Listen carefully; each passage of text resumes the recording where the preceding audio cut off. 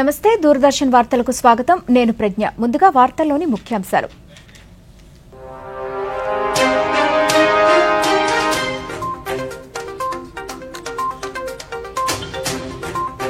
ప్రపంచం భారత నారీ శక్తి సామర్థ్యాలు చూస్తుందన్న ప్రధానమంత్రి శ్రీనగర్లో empowering youth transforming Jammu Kashmir కార్యక్రమంలో పేర్కొన్న నరేంద్ర మోదీ రేపు 10వ అంతర్జాతీయ యోగా దినోత్సవం దాల్ సరస్సు ఒడ్డున యోగా కార్యక్రమంలో పాల్గొననున్న ప్రధాని రేపటి నుంచి రాష్ట్ర శాసనసభ సమావేశాలు కొత్తగా ఎన్నికైన సభ్యుల ప్రమాణ స్వీకారం స్పీకర్ ఎన్నిక రాజధాని అమరావతిలో పర్యటించిన ముఖ్యమంత్రి రాజధాని పట్ల గత వైసీపీ ప్రభుత్వం నిర్లక్ష్యంగా వ్యవహరించిందన్న నారా చంద్రబాబు నాయుడు ఈ రోజు బాధ్యతలు చేపట్టిన పలువురు రాష్ట్ర మంత్రులు గత ప్రభుత్వంలో కబ్జాకు గురైన పేదల భూములను తిరిగి వారికి అప్పగిస్తామన్న మంత్రి అనగాని సత్యప్రసాద్ ప్రధానమంత్రి మన్ కీ బాత్ కార్యక్రమం ఈ నెల 30వ తేదీ ఆదివారం ఉదయం 11 గంటలకు తెలుగు అనువాదం వెనువెంటనే దూరదర్శన్ సప్తగిరిలో ప్రసారం. వార్తల్లోని వివరాలు చూద్దాం. ప్రపంచం భారత నారీ శక్తి సామర్థ్యాలను చూస్తోందని ప్రధానమంత్రి నరేంద్ర మోదీ పేర్కొన్నారు.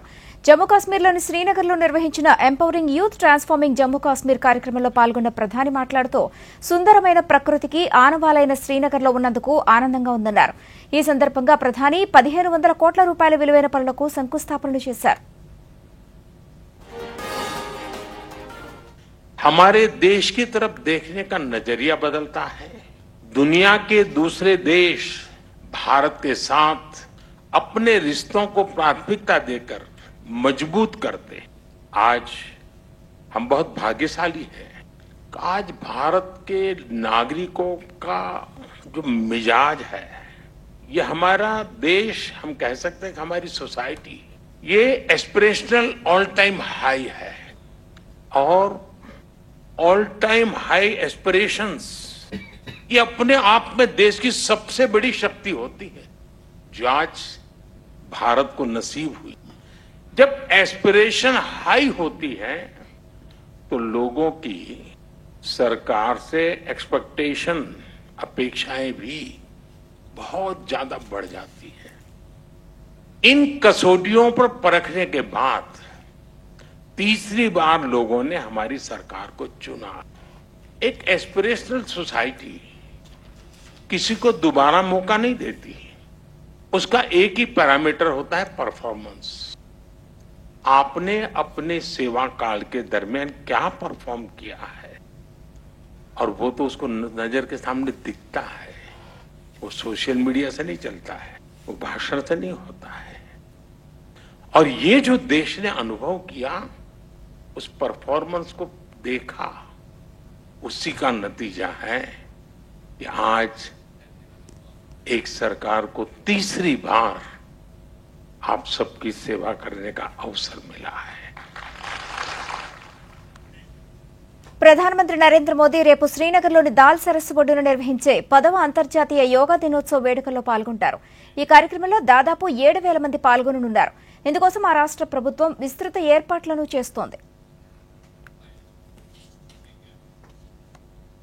ముఖ్యమంత్రి నారా చంద్రబాబు నాయుడు ఈ రోజు రాజధాని ప్రాంతాలను అమరావతిలో పర్యటించారు. తొలుత ప్రజావేదిక శిథిలాలను పరిశీలించారు. అనంతరం ముద్దండరాయనపాలెంలో ప్రధానమంత్రి నరేంద్ర మోదీ శంకుస్థాపన చేసిన ప్రాంతాన్ని సందర్శించారు.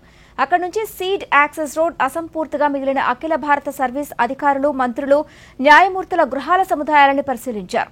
ఐకానిక్ నిర్మాణాల కోసం తెలుగుదేశం ప్రభుత్వం హయాంలో పనులు మొదలుపెట్టిన ప్రాంతాలకు ముఖ్యమంత్రి పరిశీలించారు.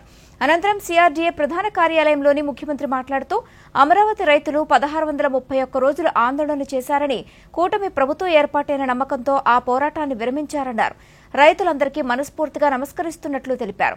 పోలవరాన్ని సందర్శించాక చాలా బాధ కలిగిందని, ప్రజావేదికను కూల్చి జగన్ పాలనను ప్రారంభించారని, పవిత్ర జలాలు మట్టి తీసుకుని వచ్చి ప్రధాని శంకుస్థాపన చేసిన ప్రాంతం కాబట్టి ఆ మట్టే మనల్ని కాపాడిందన్నారు. రాజధాని విషయంలో గత వైసీపీ ప్రభుత్వం నిర్లక్ష్యంగా వ్యవహరించిందన్నారు.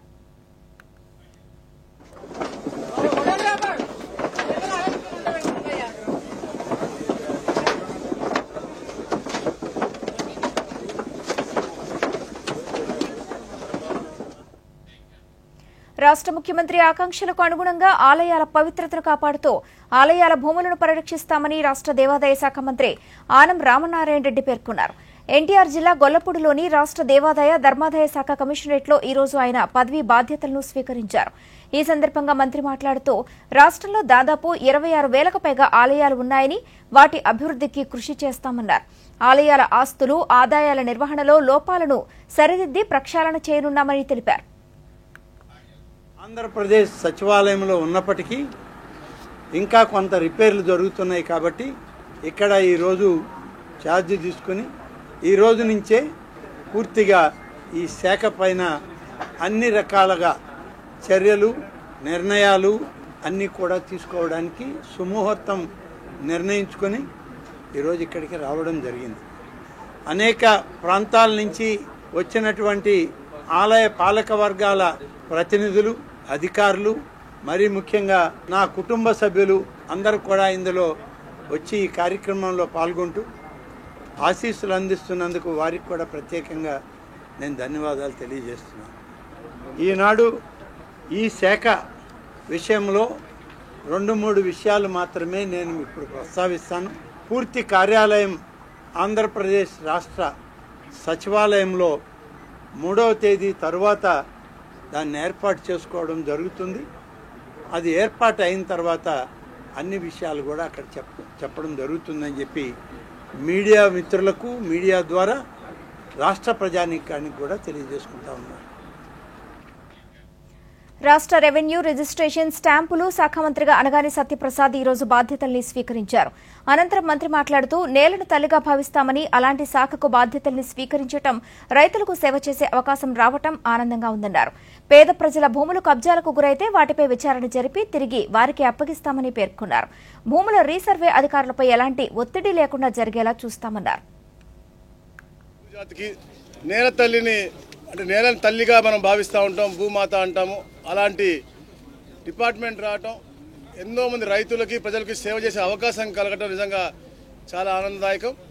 తప్పకుండా ఏదైతే రెవెన్యూ డిపార్ట్మెంట్లో ఉన్నటువంటి పాలసీలన్నీ కూడా క్షేత్రస్థాయిలో పేద ప్రజలందరికీ కూడా మంచి చేసే విధంగా వారికి అందరికీ కూడా ఇప్పుడు కూడా అన్ని సౌకర్యాలు అందుబాటులో ఉండే విధంగా చేయాలని చెప్పే లక్ష్యంతోనే ఒక టీం వర్క్గా అందరం కూడా ఏర్పాటయ్యి తప్పకుండా చేసుకుంటూ ముందుకెళ్తాము. ఏదైతే గత ప్రభుత్వంలో చాలా మనకి అవినీతి జరిగిందనే ఆరోపణలు తప్పకుండా అన్ని కూడా వెలికి తీస్తాం. ఏదైతే కబ్జాలకు గురైనాయో, ఏదైతే తప్పుల దోవలో పేదవాళ్ళకి అందరూ అన్యాయం జరిగిందని చెప్పేసి ఉన్నాయో అన్నీ కూడా అధ్యయనం చేసి తప్పకుండా పేదవాడికి అతని భూమి అందే విధంగా చేయాల్సిన బాధ్యత మేము అందరం కూడా తీసుకుంటాం. అలాగే ఎప్పుడు కూడా రెవెన్యూ డిపార్ట్మెంట్ అంతా కూడా కింద స్థాయిలో కూడా పేదలకు అందుబాటులో ఉండి వారికి కావాల్సిన సౌకర్యాలన్నీ కూడా సత్వరంగా అయ్యే విధంగా, అలాగే అయితే రీసర్వేస్ ఏదైతే ఉందో దాంట్లో కూడా పేదలకి తాను కూడా ఒక కార్మికుడిగా పనిచేస్తూ రాష్ట్రంలోని కార్మికుల సమస్యల పరిష్కారానికే కృషి చేస్తానని రాష్ట్ర కార్మిక, ఫ్యాక్టరీ, బాయిలర్స్, మెడికల్ సేవల శాఖ మంత్రిగా వాసంశెట్టి సుభాష్ పేర్కొన్నారు. వెలగపూడి సచివాలయంలో మంత్రిగా ఆయన ఈ రోజు బాధ్యతల్ని స్వీకరించారు. కుటుంబ సభ్యులతో కలిసి ప్రత్యేక పూజలు చేసిన అనంతరం పండితులు వేద ఆశీర్వచనాన్ని అందజేశారు. ఈ సందర్భంగా ఆ శాఖ ఉన్నతాధికారులు మంత్రికి అభినందనలు తెలిపారు. ప్రభుత్వ హయాంలో ఉన్న వైఎస్సార్ బీమా పథకం పేరును చంద్రన్న బీమా పథకంగా మార్చే ఫైల్పై తొలి సంతకాన్ని చేశారు. ఈ సందర్భంగా మంత్రి మాట్లాడుతూ గత ప్రభుత్వం అనుసరించిన ఇసుక పాలసీ విధానం వల్ల నిర్మాణ రంగం కుదేలైందని, ఫలితంగా భవన నిర్మాణ కార్మికులు పనులు లేక ఎన్నో సమస్యలను ఎదుర్కొన్నారని తెలిపారు. కార్మికుల సంక్షేమం విషయంలో గత ప్రభుత్వం పూర్తిగా నిర్లక్ష్యాన్ని వహించిందన్నారు.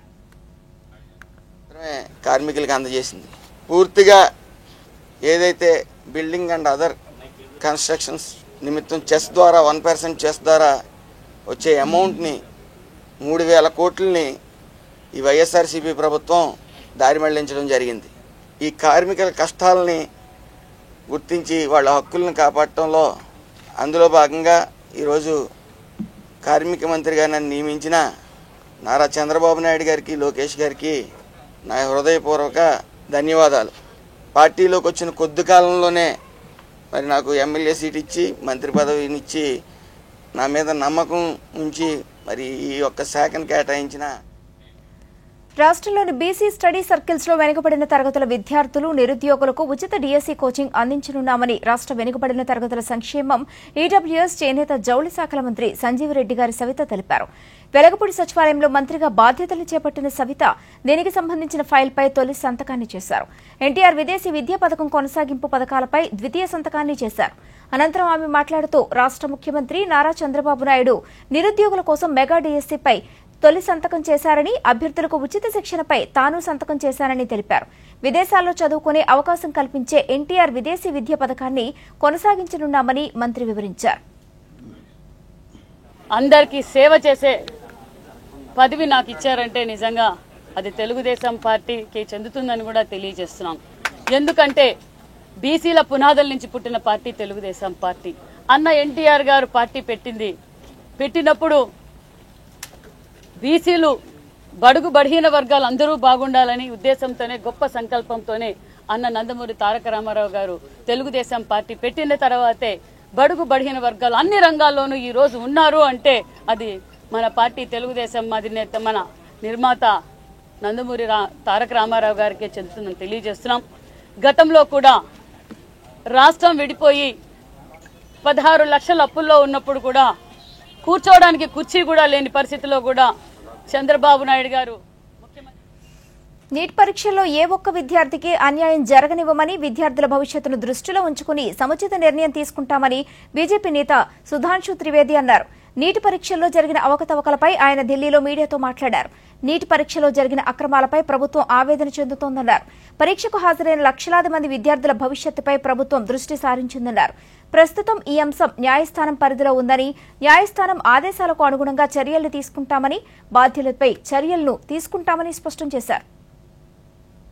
तो हम लोगों के मन में यह विचार था कि शायद वो जो उन्होंने गारंटी कार्ड्स दिए थे, अब अनेक राज्यों में उनकी सरकारें हैं, उन्हें ध्यान रखना चाहिए कि वो सिर्फ विपक्ष में नहीं है, अनेक राज्यों में सत्ता में है और कई राज्यों में बहुत प्रबल और प्रचंड बहुमत के साथ सत्ता में है. तो उनमें क्या वो करने जा रहे हैं या करना प्रारंभ कर दिया, उसके बारे में बताएंगे.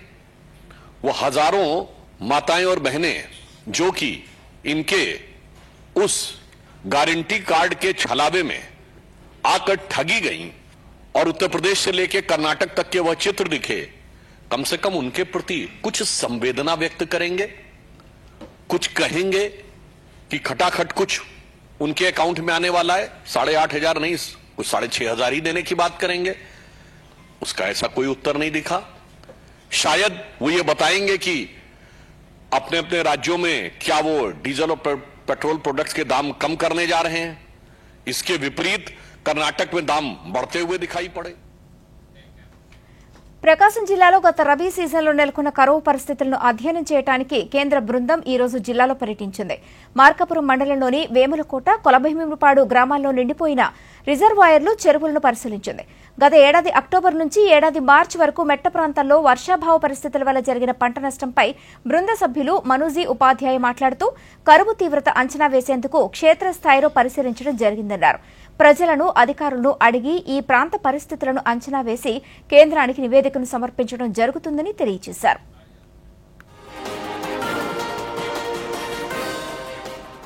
The central team has visited this place to assess the drought situation in this village and mandal, and the major problem is regarding the water supply in this village. Velugonda project is a major hurdle for this project. If these check dams are created and water supply is made sufficient, then the problem of area can be solved. We are now accessing the ground truth. This village has been completed. We will further go to other villages and access the reality there. Thank you. వార్తలు ఇప్పుడు ఒక స్వల్ప విరామం. Hi mom. మళ్ళీ షాపింగా? మాయా, మీరు దీన్ని గారాబం చేసేశారు. లిమిట్ గా చేస్తే ఏది చెడ్డది కాదు. లిమిట్ లేకుండా షాపింగ్ చేస్తున్న మీ కార్డ్ తో యాడ్ ఆన్ కరా. నేనైతే కార్డుకి లిమిట్ సెట్ చేశాను. దానివల్ల లాభం ఏంటంటే రిస్క్ తగ్గిపోతుంది. అంతేకాక ఫ్రాడ్ జరిగినా కూడా వెంటనే బ్యాంక్ చెప్పండి, నష్టం తక్కువ. నెక్స్ట్ టైం మీ pink dress. You are the limit. Limit మాత్రం సెట్టే. ఆర్బీఐ అంటుంది, విషయాలు తెలుసుకోండి, జాగరూకంగా ఉండండి. Back to news. రాష్ట్రానికి జీవనాడి అయిన పోలవరంతో పాటు ఇతర ప్రాజెక్ట్స్ ను ప్రాధాన్యతగా తీసుకుని పూర్తి చేస్తామని రాష్ట్ర జలవనరుల శాఖ మంత్రి నిమ్మల రామానాయుడు తెలిపారు. సచివాలయంలో ఈ రోజు ఆయన మంత్రిగా బాధ్యతల్ని చేపట్టారు. అనంతరం మీడియాతో మాట్లాడుతూ గత ప్రభుత్వం వ్యవసాయం, రైతుల పట్ల నిర్లక్ష్యాన్ని వహించిందని, కాలువల్లో నీరు ప్రవహించకుండా చేశారని మంత్రి ఆరోపించారు. గుర్రపుడెక్క తొలగింపు సహా పూడికతీతపై తొలి సంతకం చేసినట్లు చెప్పారు. గేట్లు, షట్టర్లు, లాకుల మరమ్మతు కోసం నిధులు విడుదల చేస్తున్నామన్నారు. వర్షాల సీజన్లో వరదలకు ఏటిగట్లు తెగిపోకుండా ముందస్తు చర్యలకు ఆదేశాలు ఇచ్చామని వివరించారు. పోలవరం ప్రాజెక్టు ద్వారానే రాష్ట్రం మొత్తం సస్యశ్యామలం చేయగలమని మంత్రి చెప్పారు.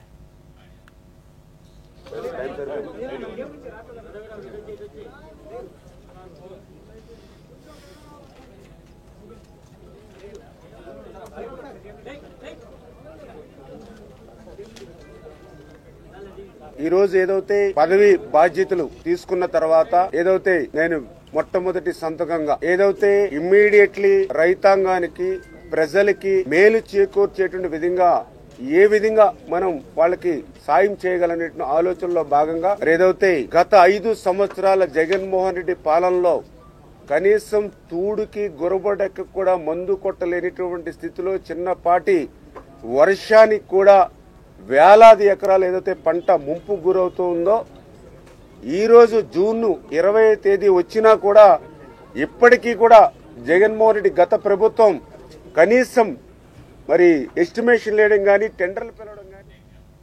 రాష్ట్ర పరిశ్రమలు, వాణిజ్యం, ఆహార శుద్ది శాఖ మంత్రిగా టీజీ భరత్ ఈ రోజు బాధ్యతల్ని స్వీకరించారు. మంత్రిగా బాధ్యత చేపట్టేందుకు రాష్ట్ర సచివాలయానికి కుటుంబ సభ్యులతో వచ్చిన ఆయన ప్రత్యేక పూజలు నిర్వహించగా పండితులు వేద ఆశీర్వచనాలను అందజేశారు.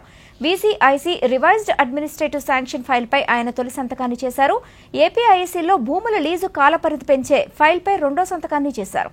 ఈ సందర్భంగా మంత్రి మాట్లాడుతూ గుజరాత్ తరహాలో ఆంధ్రప్రదేశ్ రాష్ట్రాన్ని కూడా పారిశ్రామికంగా అభివృద్ది చేసేందుకు కృషి చేస్తామని పేర్కొన్నారు. రాష్ట్రానికి పారిశ్రామికవేత్తలను పెద్ద ఎత్తున ఆకర్షించేందుకు అనువైన వాతావరణాన్ని రాష్ట్రంలో కల్పిస్తామన్నారు.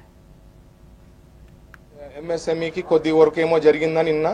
సో ఈ ఇన్సెంటివ్స్ అనేది చంద్రబాబు గారితో ఫాలో అప్ చేసి ఖచ్చితంగా వీలైనంత త్వరలో మనం అది వాళ్ళకి రిలీజ్ చేస్తే ఒక కాన్ఫిడెన్స్ అనేది వస్తుంది ముందు. ఎందుకంటే నేను జస్ట్ ఒక 4-5 డేస్తో ఇంటరాక్షన్తో పెద్ద పెద్ద ఇండస్ట్రీస్ వచ్చేదానికి చాలా అవకాశం ఉంది. కోస్టల్ లైన్ ఉంది.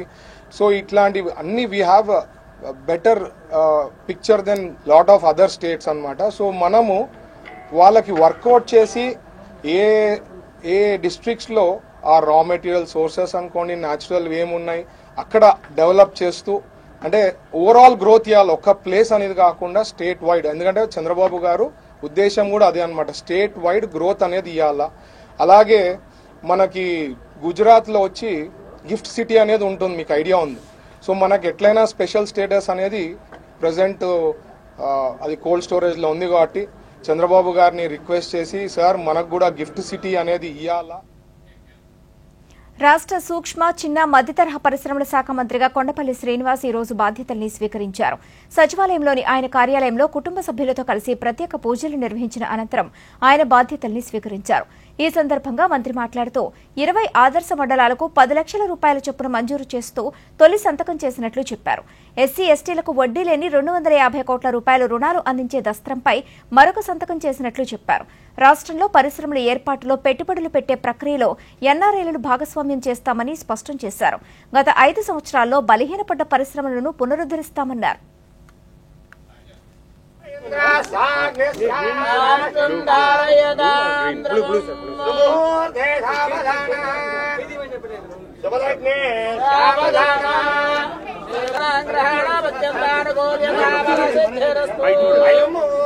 ఈరోజు శుభదినం, మంచి రోజు. మంత్రిగా నా ఆఫీస్లోని అడుగు పెట్టడం అందరి అభిమానం. ఈరోజు చంద్రబాబు నాయుడు గారు ఆశీస్సులతో, యువ నాయకులు లోకేష్ బాబు గారి దీవెనలతో MSME society for eradication of rural poverty అలాగే ఎన్ఆర్ఐ రిలేషన్షిప్స్ మీద మినిస్ట్రీ ఇచ్చి నాకు ఈ అవకాశం కల్పించినందుకు వారికి ప్రత్యేకమైన ధన్యవాదాలు. పాలనా యంత్రాంగంలో రెవెన్యూ శాఖ కీలక పాత్ర పోషిస్తుందని శ్రీకాకుళానికి చెందిన పలువురు భక్తులు పేర్కొన్నారు. జిల్లా రెవెన్యూ అతిథి గృహంలో రెవెన్యూ డే ఆవిర్భావ దినోత్సవ వేడుకలను నిర్వహించారు. వేడుకలలో పాల్గొన్న రాష్ట్ర రెవెన్యూ అసోసియేషన్ అధ్యక్ష కార్యదర్శి కె శ్రీరాములు మాట్లాడుతూ భూముల ఆదాయాలకు సంబంధించి చట్టాలు, నియమాలను ప్రతిపాదించడం, అమలు చేయడం వంటి సేవలను రెవెన్యూ శాఖ నిర్వహిస్తుందన్నారు. పౌరులకు అవసరమయ్యే అధికార పత్రాల మంజూరులో రెవెన్యూ శాఖ సేవలు ఎనలేనివన్నారు.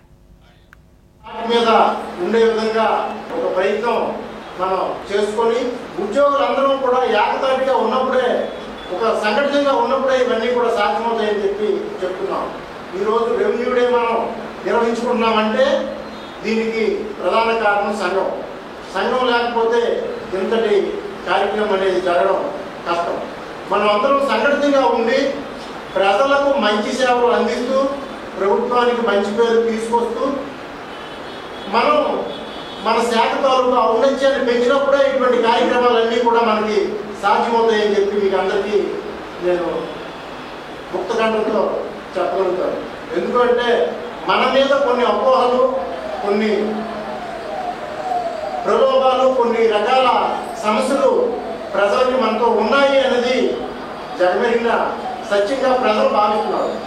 దాన్ని మనలో ఉన్న లోపాలను సరిచేసుకున్నప్పుడు మనకి విపరీతమైన శక్తి కూడా దానికి అదే వస్తుంది.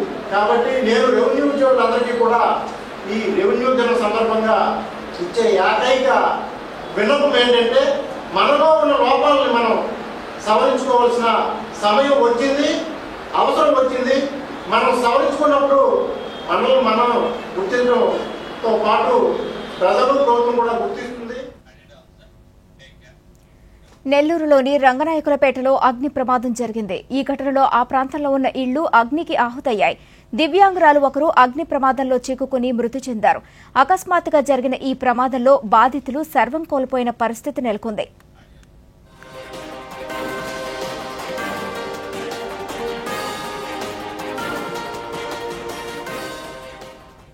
మంత్రి నారాయణ గారు తన సొంత నిధులతో ఆంధ్రప్రదేశ్ శాసనసభ సమావేశాలు రేపటి నుంచి ప్రారంభం కానున్నాయి. 2 రోజుల పాటు జరిగే ఈ ప్రత్యేక సమావేశాల్లో శాసనసభ్యుల ప్రమాణ స్వీకారం, స్పీకర్, డిప్యూటీ స్పీకర్ ఎన్నిక జరగనుంది. ఈ మేరకు రాష్ట governor S Abdul Nazeer notification విడుదల చేశారు. రేపు ఉదయం 9:46 శాసనసభ సమావేశాలు ప్రారంభమవుతాయి. కాగా శాసనసభ సమావేశాలకు సందర్శకులకు అనుమతిని నిరాకరించారు. శాసనసభ్యుల కుటుంబ సభ్యులకు సైతం అనుమతి లేదని సమావేశాల నిర్వహణ అధికారులు వెల్లడించారు.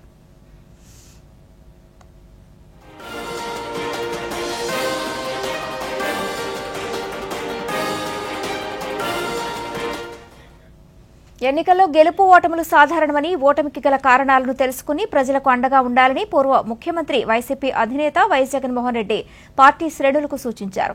తాడేపల్లిలోని తన క్యాంపు కార్యాలయంలో జరిగిన విస్తృత స్థాయి సమావేశంలో జగన్మోహన్ రెడ్డి మాట్లాడుతూ ప్రజలకు మనపై ఇంకా నమ్మకం ఉందన్నారు. కొన్ని ప్రాంతాల్లో కార్యకర్తలపై, నేతలపై జరుగుతున్న దాడులపై న్యాయ పోరాటం చేద్దామన్నారు. ఎన్నికల ఫలితాలు మరింత బాధ్యతను పెంచాయన్నారు. మొట్టమొదటిసారిగా ఒక ముఖ్యమంత్రి కార్యాలయానికి వస్తే మేనిఫెస్టో కనిపిస్తుంది. కలెక్టర్ కార్యాలయంలోకి వెళ్తే అక్కడ కలెక్టర్ కార్యాలయంలో మేనిఫెస్టో కనిపిస్తుంది. ఏ డిపార్ట్మెంట్కి వెళ్ళినా కూడా ఆ డిపార్ట్మెంట్లలో హెచ్ఓడీలు కానీ, సెక్రటరీలు కానీ ఎక్కడికి వెళ్ళినా కూడా వాళ్ళ కార్యాలయాలలో మన మేనిఫెస్టో కనిపిస్తుంది. ప్రతి డిపార్ట్మెంట్కు, ప్రతి కలెక్టర్కు ఈ మేనిఫెస్టో పెట్టి ఇదే మన ఎజెండా, ఈ ఎజెండా ఆధారంగానే పాలన సాగుతుంది అని వారందరినీ కూడా మొట్టమొదటి రోజు నుంచి కూడా సమాయత్తం చేసి ఏకంగా 99% హామీలను అమలు చేసి గర్వంగా, సగర్వంగా తలెత్తుకొని మళ్ళీ ప్రజల దగ్గరికి వెళ్ళి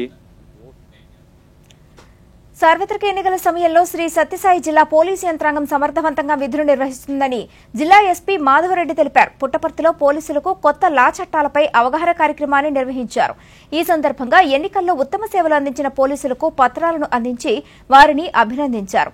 అనంతరం ఎస్పీ మాట్లాడుతూ పోలీసు యంత్రాంగం మెరుగైన సేవలను అందిస్తూ ప్రజల మన్ననలు పొందుతున్నాయన్నారు. ఎన్నికలు ముగియడంతో సాధారణ పోలీసు వ్యవస్థ యథావిధిగా కొనసాగుతుందన్నారు. కౌంటింగ్ రోజు కూడా ఇబ్బందులు, వైలెన్స్ జరగకుండా 34 మంది మీద ఎక్స్టర్న్మెంట్ ఆర్డర్స్ కూడా ఇష్యూ చేసి తద్వారా కౌంటింగ్ డే రోజు వైలెన్స్ జరగకుండా కూడా చూడడం జరిగింది. Field staff all SDPOs, inspectors, SHOs అందరూ కూడా అండ్ మెన్ అందరూ కూడా సిబ్బంది అందరూ కూడా చాలా ఎన్నో కన్స్ట్రైంట్స్ ఉన్నా కూడా పోలీస్ డిపార్ట్మెంట్లో కఠినమైన పరిస్థితులన్నీ కూడా ఎదుర్కొని కష్టతరమైన కండిషన్స్లో కూడా లిమిటెడ్ రిసోర్సెస్లో చాలా చక్కగా పనిచేసి they have all rise to the occasion. So ఈ సందర్భంగా మీ అందరి సమక్షంలో వారందరికీ కూడా అప్రిషియేషన్ సర్టిఫికెట్స్ ఇచ్చి ఇప్పుడు అభినందించబోతున్నాం.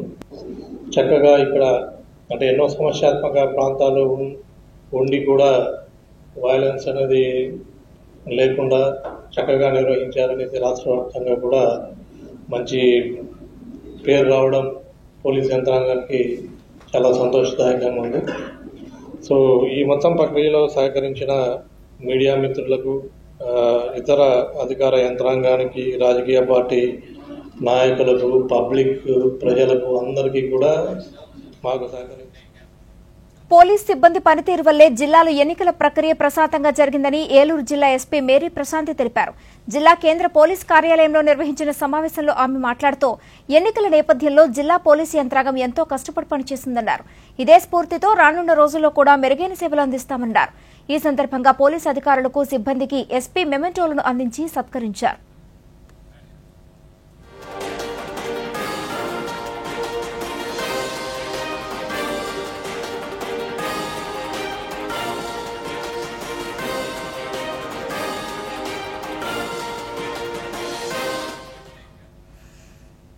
ఇటీవల జరిగిన సార్వత్రిక ఎన్నికల్లో బీజేపీ సాధించిన విజయంలో కార్యకర్తల కష్టం, కృషి ఎనలేనిదని బీజేపీ కడప పార్లమెంటు అధ్యక్షులు శశిభూషణ్ రెడ్డి అన్నారు.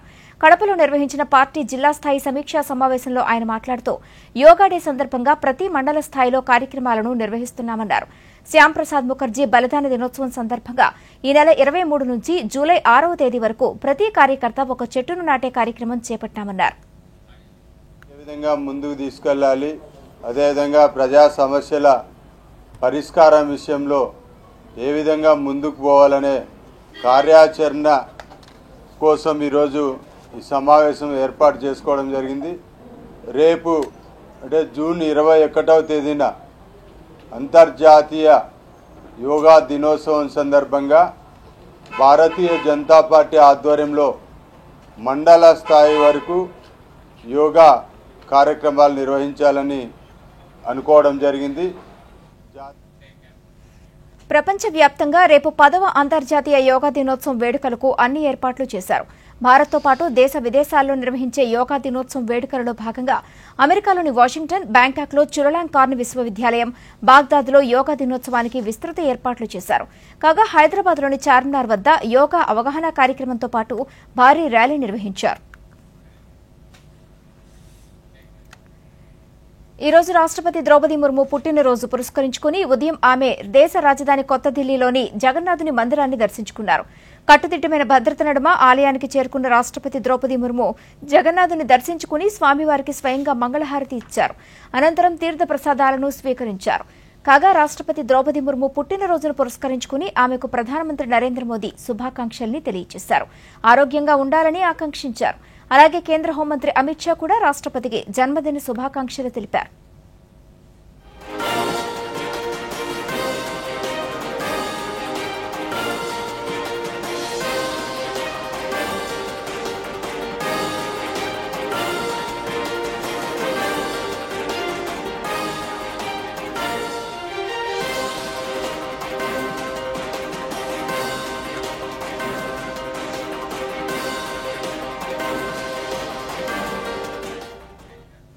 ప్రధానమంత్రి నరేంద్ర మోదీ తన మనసులోని భావాలను దేశ ప్రజలతో పంచుకునే మన్ కీ బాత్ కార్యక్రమం ఈ నెల 30వ తేదీ ఆదివారం ఉదయం 11 గంటలకు ప్రసారమవుతుంది. ప్రజలు తమ అభిప్రాయాలను నమో యాప్ ద్వారా కానీ స్వర సందేశాలనైతే 1800117800 నెంబర్కు ఈ నెల 28వ తేదీలోకి పంపించవచ్చు.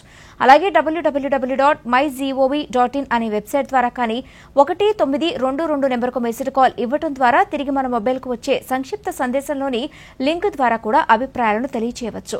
ఆకాశవాణి సమన్వయంతో దూరదర్శన్ ఛానళ్లు మన్ కీ బాత్ కార్యక్రమాన్ని ప్రసారం చేస్తాయి. ఈ కార్యక్రమం తెలుగు అనువాదం వెనువెంటనే దూరదర్శన్ సప్తగిరిలో ప్రసారమవుతుంది. ఈ వార్తలు ఇంతటితో సమాప్తం. నమస్కారం.